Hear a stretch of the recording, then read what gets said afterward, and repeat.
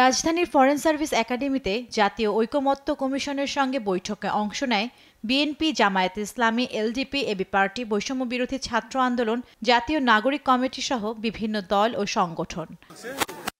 বৈঠক থেকে বের হয়ে বিপ্লবী ওয়ার্কার্স পার্টির সাধারণ সম্পাদক জানান, গণহত্যার বিচার এবং সংস্কারের পাশাপাশি এবছরের নির্বাচনের আহ্বান জানানো হয়েছে। আমাদের সরকারের তিনটা গুরুত্বপূর্ণ কাজ। একটা হচ্ছে গণহত্যা যেটা সংগঠিত হয়েছে তার বিচার, ২ নম্বর হলো আলাপ আলোচনা করে সংস্কার সম্পন্ন করা, এবং এবছরের মধ্যেই আমাদের ত্রয়োদশ জাতীয় সংসদের নির্বাচন।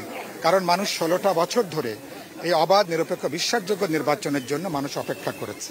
নিজেদের রাজনৈতিক স্বার্থ এবং উদ্দেশ্য হাসিল না করে জাতীয় ঐক্য পুনঃপ্রতিষ্ঠা নিয়ে আলোচনার কথা জানান বিজেপি চেয়ারম্যান আন্দালিব রহমান পার্থ। আমাদের এই অর্জনটা কোনো একটা সাধারণ অর্জন না। আমরা যেন নিজেদের স্বার্থে বা নিজেদের কোনো কারণে নিজেদের রাজনৈতিক উদ্দেশ্য হাসিল করতে ওইটাকে জানি আমরা কোনোভাবে আন্ডারমাইন না করি।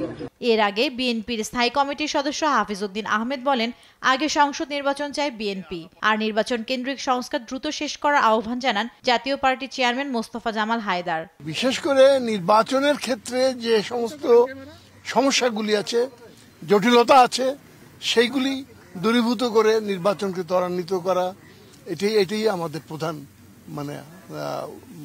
আলোচনার বিষয়বস্তু। আমাদের দলের পজিশন হলো আমরা আগে সংসদ নির্বাচন চাই।